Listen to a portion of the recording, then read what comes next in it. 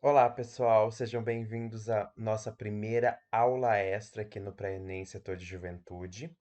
E como eu já falei para vocês nas nossas aulas ao vivo, essas são duas aulas que nós vamos ter. A primeira sobre a região da Crescente Fértil e Mesopotâmia, a segunda sobre o Egito Antigo, que é super importante que vocês assistam antes da gente ver a nossa aula de Grécia e Roma.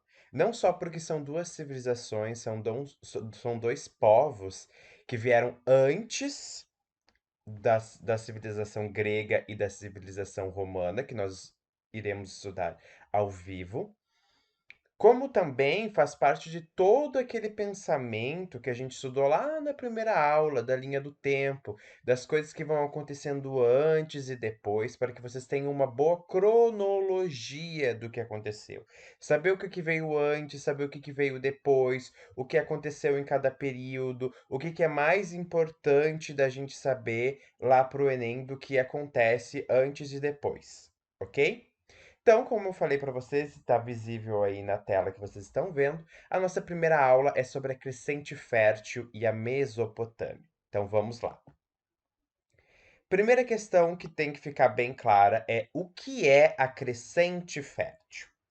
Bom, gente, a Crescente Fértil ela é uma das teorias que estudam o desenvolvimento das primeiras civilizações. Por muito tempo, os historiadores se perguntaram qual foi o lugar de origem das primeiras civilizações, onde surgiram os primeiros povos que deixaram de ser nômades e começaram a se fixar e formar as primeiras vilas, as primeiras cidades e, consequentemente, as primeiras civilizações. Ok? A primeira questão que a gente tem que deixar claro é a palavra civilização, gente. Ela é um pouco complicadinha, mas são vários os aspectos que os estudiosos apontam para caracterizar uma civilização, principalmente na antiguidade. Entre esses aspectos estão a organização estatal, ou seja, a existência de um Estado, ok?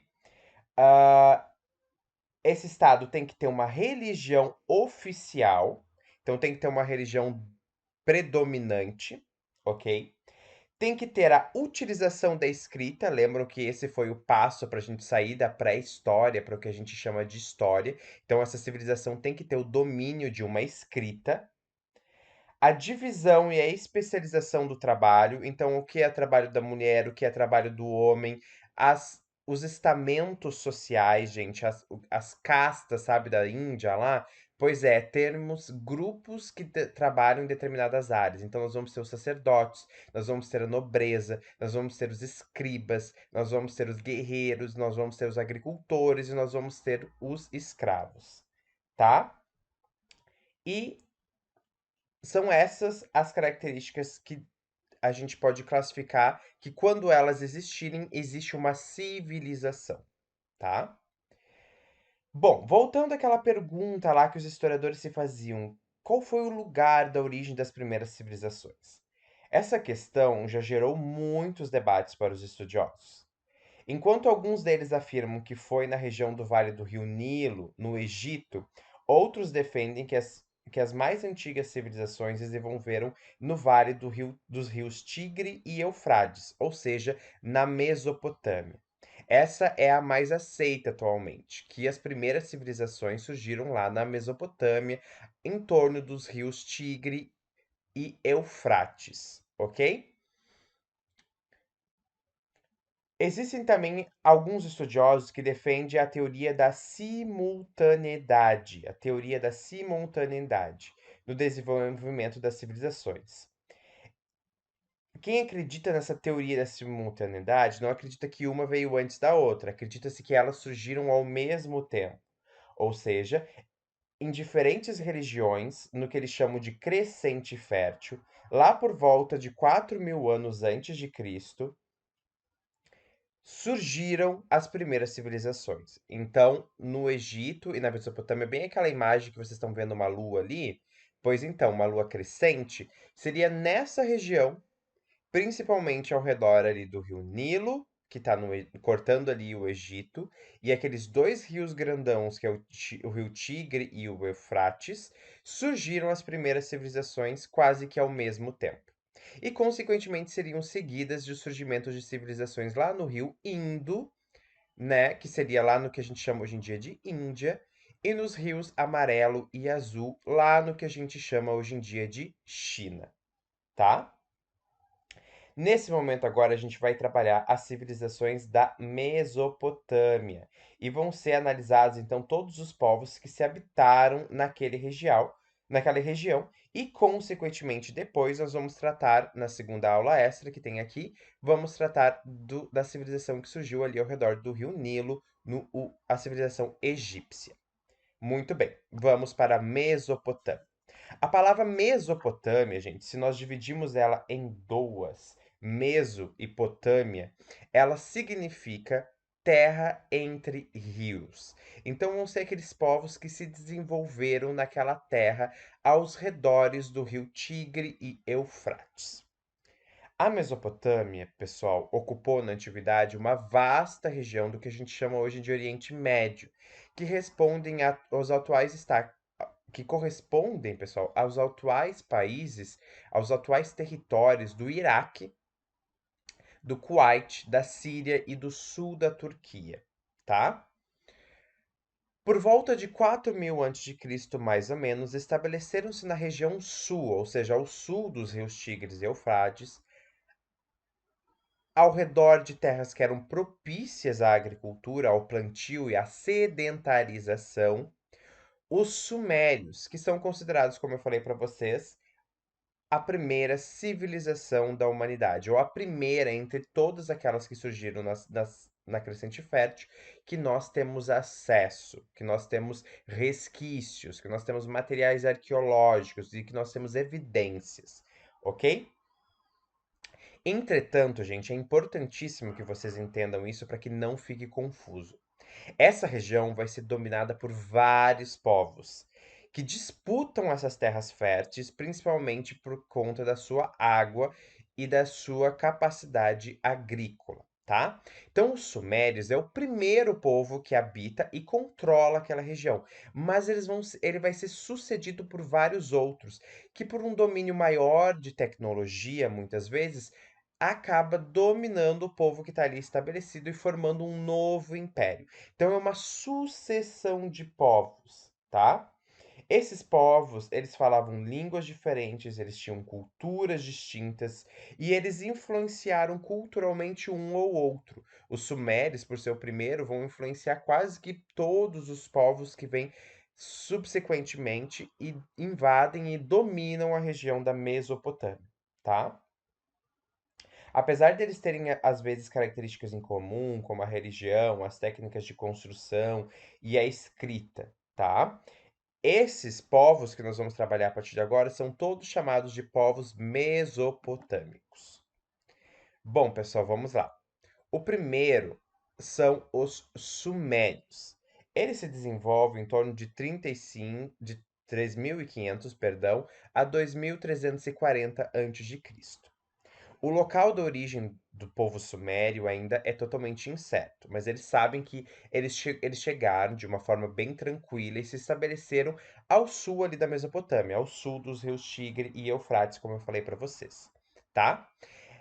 Eles são um povo que desenvolveram as primeiras cidades, isso é importante. E eles se desenvolveram naquilo que a gente vai ver na aula lá de Grécia, da forma de cidades-estados. Então, cada cidade se organizava com o seu determinado rei, com a sua determinada cultura, com a sua determinada sociedade.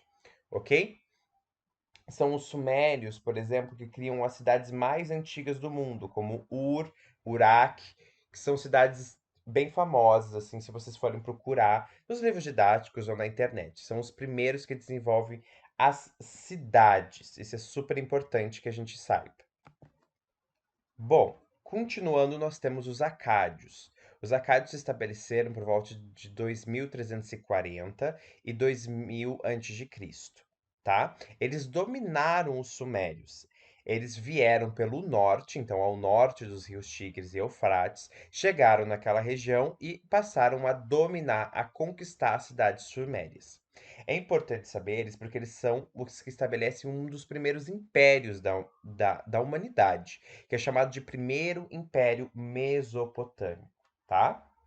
Eles foram responsáveis pela unificação do que a gente chama hoje em dia de Mesopotâmia, que é toda aquela terra que circunda os rios Tigres e Eufrates, sob o reinado de Sargão I, tá?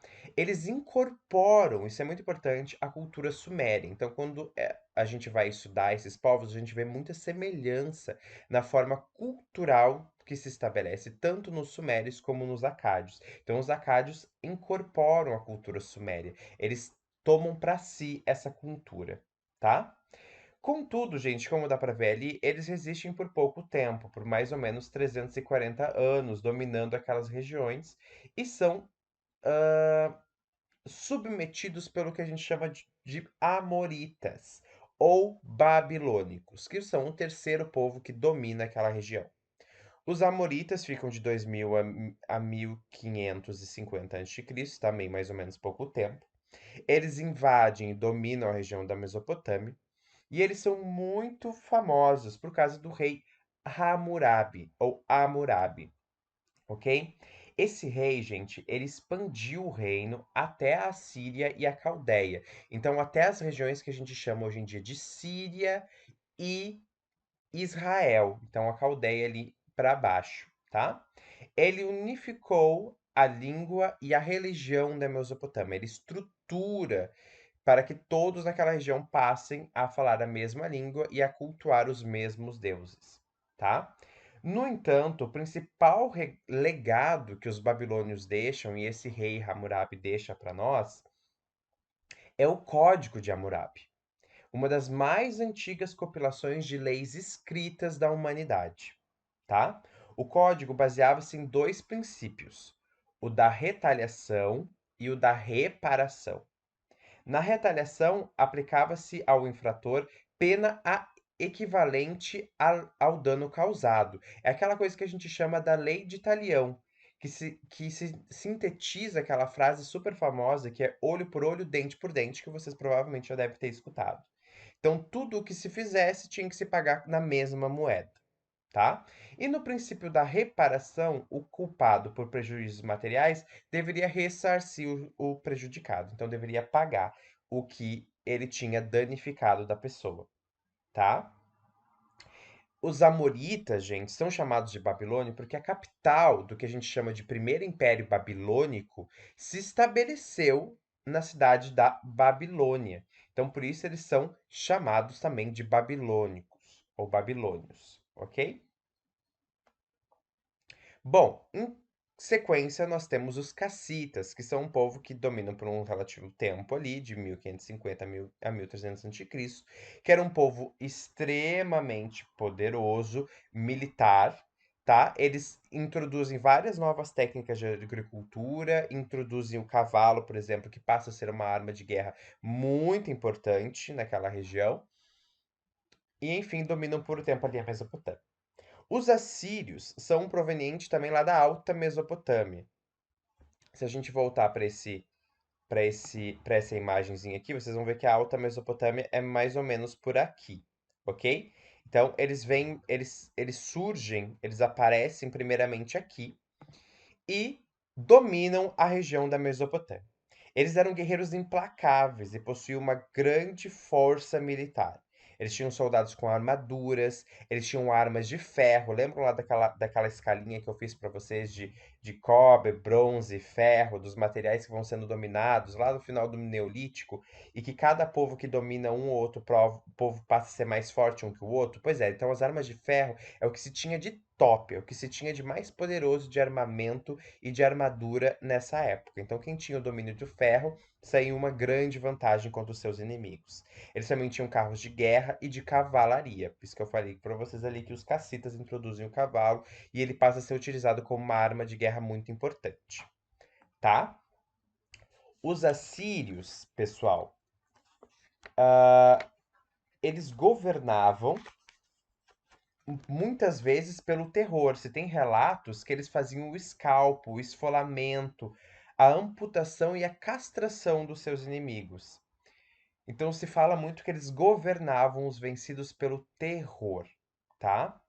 Contudo, gente, também durante o seu governo nós temos um desenvolvimento cultural muito importante e uma das primeiras bibliotecas a serem erguidas e que armazenavam então todo o conhecimento escrito daquela região e de que a humanidade tinha conhecimento, que era chamada Biblioteca de Nínive. Nínive, ok? Consequentemente, eles são dominados então pelos caldeus ou também pelos neobabilônicos, ok? São eles que fundam o segundo império babilônico. Os caldeus ou neobabilônicos tiveram o seu auge, gente, com o rei Nabucodonosor. Provavelmente vocês também já devem ter escutado esse nome. Ele, este rei, então, Nabucodonosor, é responsável pela construção de grandes obras, como palácios, muralhas, os jardins suspensos da Babilônia, que vocês provavelmente já devem ter ouvido alguma história também. E lembram lá da Torre de Babel, daquela história bíblica que se tenta criar uma torre, que tenta se chegar até o céu, e que Deus, para evitar que aquilo acontecesse, faz com que cada um dos trabalhadores comece a falar uma língua diferente? Se vocês não sabem dessa história, é super legal, procure um videozinho no YouTube. Mas essa história bíblica se passa nesse momento. Então, a lendária Torre de Babel, se é que ela realmente tenha existido, ela teria acontecido nesse momento, segundo a Bíblia. Além disso, é super importante. Durante esse período, se expandiu o reino e se capturou e escravizou os povos hebreus, que são aqueles que vão dar futuramente origem ao povo judeu e é também a religião monoteísta, ou seja, de se acreditar apenas em um Deus. Todas essas civilizações que nós estamos trabalhando aqui, as mesopotâmicas, a egípcia, a grega, a romana, são politeístas, ou seja, eles acreditam em mais de um Deus. Os hebreus vão ser o primeiro povo da antiguidade a ter uma religião monoteísta, a acreditar apenas em um Deus. E quem vai dar origem a isso é o povo hebreu. Só que a gente não vai estudar ele aqui no cursinho, então vale a dica de vocês irem atrás de informações sobre o povo hebreu.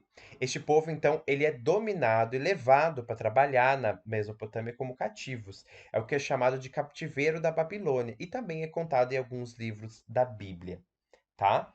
O fim do Império Babilônico, então, ele se dá em 539 com a conquista do povo persa. Os persas, pessoal, nós vamos trabalhar um pouco eles na, na aula de Grécia, mas também fica a dica de vocês irem atrás de material do povo persa, que é um povo super importante da antiguidade e que vai dominar não só essa região da Mesopotâmia, como também os egípcios, vai entrar em guerra contra os gregos, ok?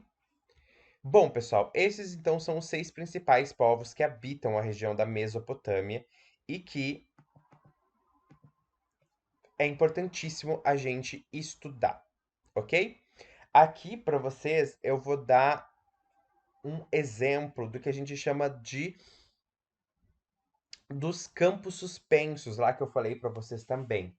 Esses aqui tem uma imagem do que seria ele totalmente construído. Aqui nós temos o templo de Isha, que é uma representação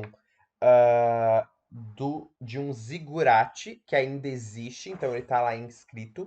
Essas são imagens de zigurates, tá? Que eram grandes construções de até 7 andares que desempenhavam uma função importantíssima na religião mesopotâmia.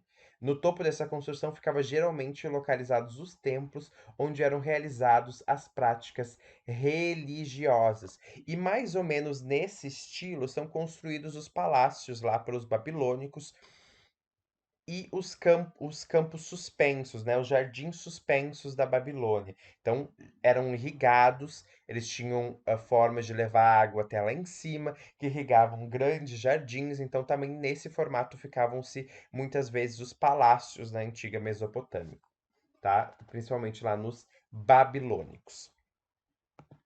Bom, pessoal, Quando a gente fala de sociedade da Mesopotâmia, nós estamos fazendo um grande resumo, porque são milhões de anos e são milhões de povos, cada um com a sua cultura, com cada um com a sua organização social. Mas, de uma forma geral, a gente pode dizer que a sociedade mesopotâmica era rigidamente hierarquizada.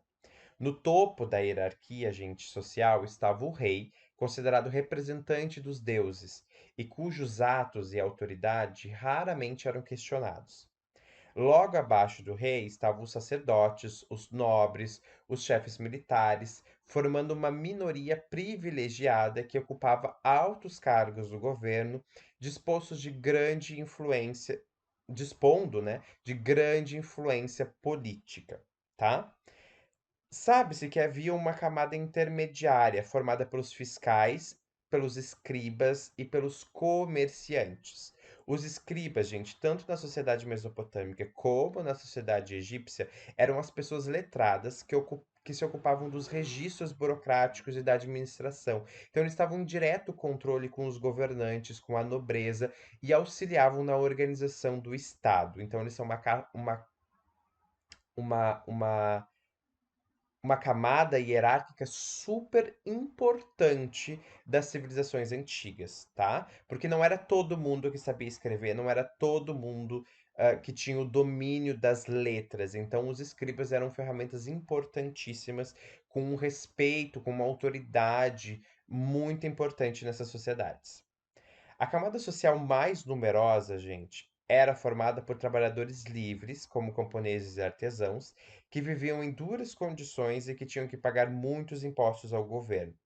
Já os escravos, geralmente, eram prisioneiros de guerra ou pessoas que haviam perdido a liberdade por não conseguir pagar suas dívidas, tá? Na economia, a gente sabe que prevaleceu a agricultura, mas também existiam atividades de pecuária, tá? E tudo isso era complementada por uma intensa atividade comercial. Os principais produtos agrícolas eram a cevada, utilizada para produzir pão e a cerveja, o trigo, o gergelim, do qual se extraía óleo para consumo e combustível para iluminação, em pequenas velas, em pequenas lamparinas, tá? E legumes, como cebola, alho, pepino. E além disso, os mesopotâmicos criavam carneiros, cabritos, bois, jumentos e mais tarde, lá com os cassitas, os cavalos. A família formava uma importante unidade econômica, com todos os seus membros trabalhando juntos e constituindo a base de mão de obra dessa sociedade, tá? Boa parte do que era produzido no campo destinava-se à alimentação dos moradores da cidade. O restante era utilizado no comércio, tá?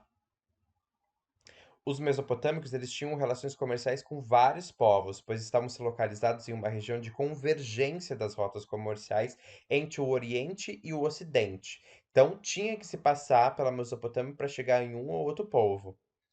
As caravanas de mercadores eram fundamentais para a aquisição de produtos escassos na região, como madeira de qualidade, pedras preciosas e metais, tá?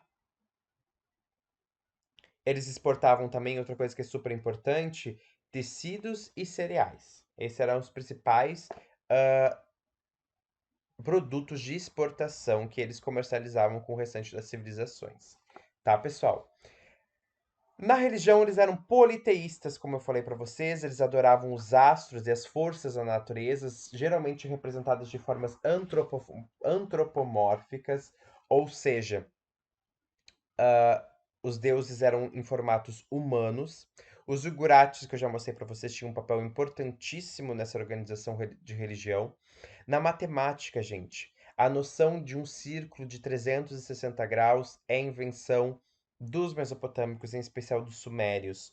Os sumérios também são aqueles que vão inventar a soma, a divisão, a multiplicação, a subtração, a raiz quadrada e cúbica. Então, quando vocês usam isso na matemática, a gente deve lá aos mesopotâmicos, tá? Os signos, gente, quem acredita em signo? Os signos vêm principalmente das observações astrológicas, astronômicas dos sumérios, ok? E eles são um dos primeiros povos a estruturar também o calendário de 12 meses e o dia tendo 24 horas. Mas, professor, como que eles sabiam? Eles seguiam o Sol, e o Sol é a base para a estruturação do nosso calendário como até hoje em dia. E as horas, 24 horas, também o Sol através do desenvolvimento de relógios solares, da observação do Sol, ok, pessoal? Um ponto que eu queria lembrar para vocês é lá da escrita cuneiforme dos sumérios, gente. Lembra que eu mostrei para vocês lá no final da nossa aula de pré-história? Pois é, gente. A escrita cuneiforme, ela é desenvolvida pelos sumérios por volta de 330 a.C. E tá? Mais ou menos 3.300 a.C. A escrita cuneiforme, ela é considerada uma das mais antigas formas de escrita da humanidade. Ela recebeu esse nome porque seus traços lembram o formato de uma cunha. Nesse tipo de escrita, o registro das palavras era feito em plaquetas de argila com um instrumento pontiagudo. No início, a escrita cuneiforme era utilizada pelos sumérios principalmente para suas atividades administrativas, como o registro da produção agrícola e o pagamento de impostos. Depois, com o aperfeiçoamento dessa escrita, seu uso foi ampliado, gente, e ela passou a ser utilizada para registrar decretos reais, códigos de leis, hinos, poesias, cartas de amor e vários outros tipos de material escrito, ok?